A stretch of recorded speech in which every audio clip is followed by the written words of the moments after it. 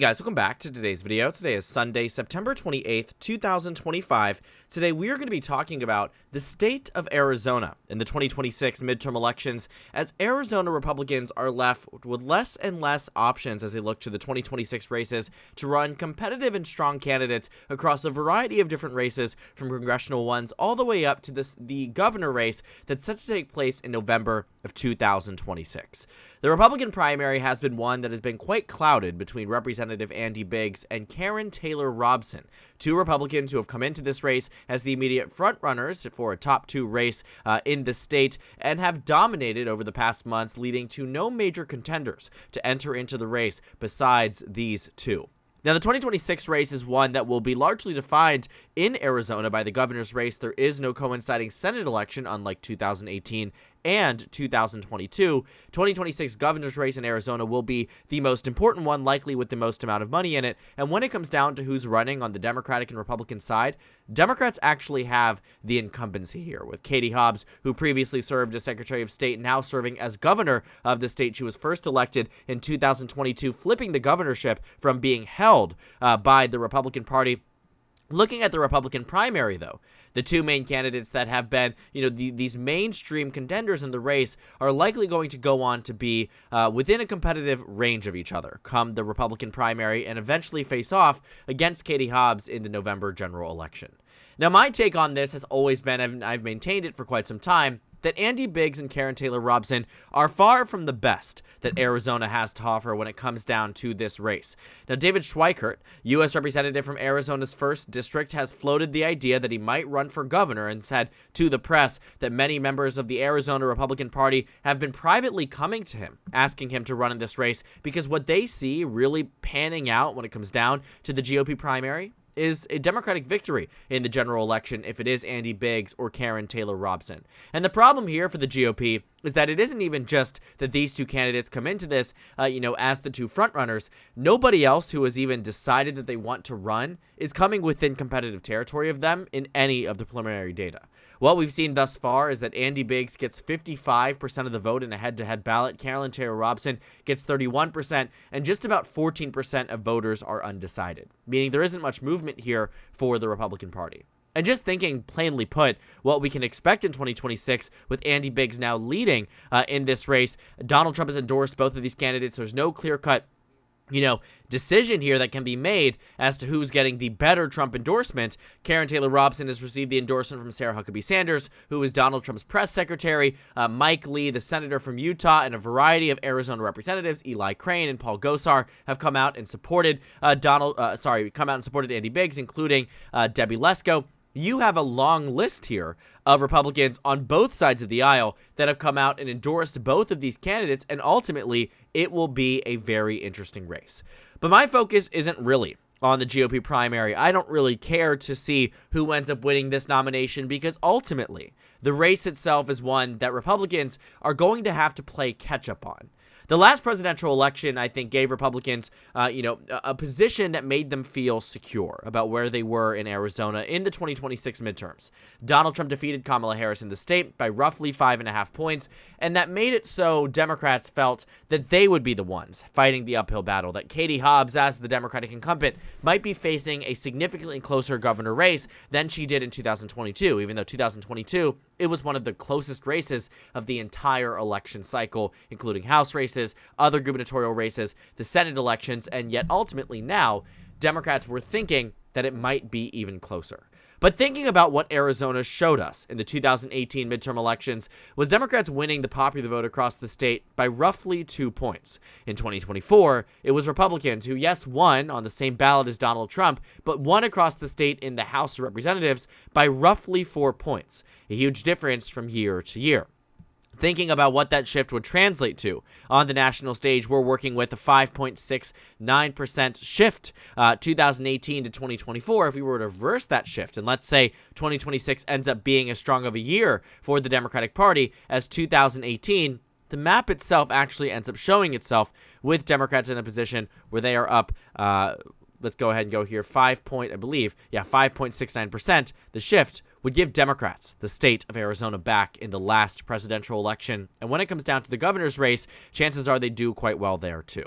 because it isn't just a national shift that could usher in Katie Hobbs into a second term. Both of these candidates, in particular, Andy Biggs and Karen Taylor Robson, have their own degree of baggage. Both of them are closely associated with Donald Trump. Both of them are closely associated with the MAGA wing of the Republican Party. And Karen Taylor Robson in specific, I think Andy Biggs has long been this big proponent of Donald Trump and his, political, the style of politics that he's done. Karen Taylor Robson has largely been this more outside Republican who, when faced up against Kari Lake in the GOP primary in 2022, very much tried to position herself as a Republican who is more middle of the road, endorsed by the more traditional conservative members of the GOP, and did not receive, support from Donald Trump's allies in this race.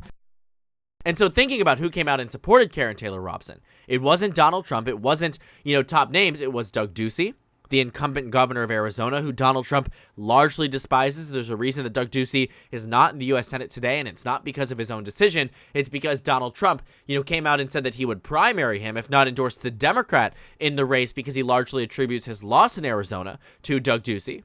It was Mike Pence who endorsed Karen Taylor Robson. It was Newt Gingrich who endorsed Karen Taylor Robson. It was Jan Brewer who endorsed Karen Taylor Robson. It was a lot of names here, top ones at that within GOP politics, that weren't as pro-Trump as some of these other names that endorsed Kari Lake. People like Peter Thiel, who you see, that race there. Kari Lake easily won the Republican primary, and we knew she would win the Republican primary, went on to run for Senate in 2024, again, with that Donald Trump endorsement. But thinking about 2026, Karen Taylor Robson has changed her whole tune. Now, if you look at anything she puts out, it is all, I'm endorsed by Trump, I'm endorsed by Trump, I'm endorsed by Trump, because she realized that as much as Arizona had been a traditional, conservative state, adored Mitt Romney, loved John McCain more, under the day and age of Donald Trump, she does not see a pathway to the Republican primary victory without that close association of the President of the United States. And 2026, I really do think that could very much do her in the general election.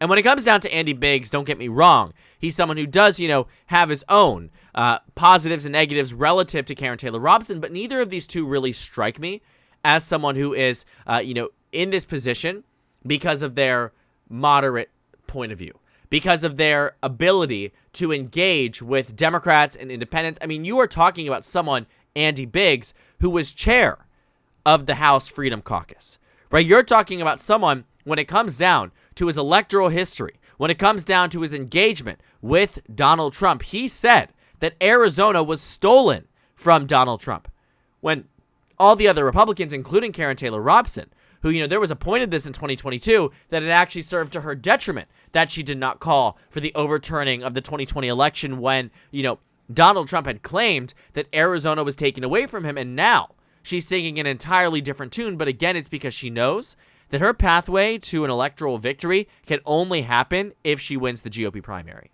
But both of these two candidates, I really do think, are not only completely misrepresenting and misunderstanding the type of electorate they will be facing in 2024, in 2026, relative to 2024, it's a combination of factors that, when we take a look at it, Andy Biggs and Karen Taylor Robson, I do not believe are the Republicans who can meet the moment the way Donald Trump did in 2024. And thinking about the way that Donald Trump wannabes have done in Arizona before, you can look no further than the 2022 midterm elections. When Katie Hobbs ran against Kari Lake, was down in the polls, might I add. Katie Hobbs was supposed to lose. She didn't show up to the first debate. The race here was ever so advantageous to Kari Lake, and yet the voters said no. When it came down to the Senate race, same thing. Blake Masters, endorsed by Trump, tried to take on this ideology of being, Donald Trump light in the United States Senate. The voters said no. And even in 2024, we talk a lot about Donald Trump's performance, but no one can outdo the doer. And that came out very clearly in the Senate elections in Arizona, when Ruben Gallego won by a margin of roughly 2 points when Donald Trump was winning the state by 6. If this had been the 2020 election, Ruben Gallego would have won by roughly 8. Thinking about, where we're at for 2026, it's going to take a lot for the Arizona GOP to be in this position where they can feel comfortable and solid about their stances. Because as much as this race should have been a very easy one for Republicans to claw back, especially that in 2022, Katie Hobbs only won by less than a point. It's been a prime target for them since they lost it in 2022 and well before then. I mean, they've been targeting the Arizona governor races forever. And yet Democrats showed them up in 2022 of all years, and they will likely do it again in 2026. Because there are no good options for Arizona for the GOP. Now, Andy Biggs and Karen Taylor Robson could win. But do I think they are the most likely to win in the general election? No. I think Katie Hobbs comes into this with an advantage on the basis you have seen already. Arizona's 7th District is a great example, but if it is to be a microcosm of the rest of the state, massive reversions in support amongst Latino voters. Looking at the shift here in terms of approval for Donald Trump pre-election and post-election, and just really honing in and looking deep as to how these candidates and how these Republicans in specific have been maneuvering and engaging with the voting electorate, have been propping themselves up as Trump adjacent constantly and always, it's going to end up backfiring on them. Because the 2026 electorate will not be the 2024 electorate. And an association with Donald Trump will only serve to the detriment of the Republicans in this race.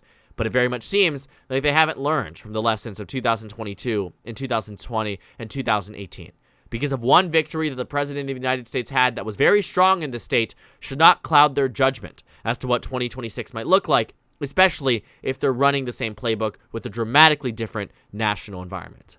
But only time will tell to see if they adjust. Because as it stands today, and as we look to the Republicans on the GOP side, looking to see who's the front runner, who's going to face off against Katie Hobbs in the general election, to be quite honest, you'd much rather be the Democrat, Katie Hobbs, in this race than any of the Republicans. Because as it stands right now, it is not the Republicans who are the favorites in this race, but honestly, it is almost entirely their doing that their numbers and their odds of victory are lower than they should be. Because Arizona, as a state that Donald Trump won by 6 points in the last cycle, should be far closer than this and much more realistic for victory.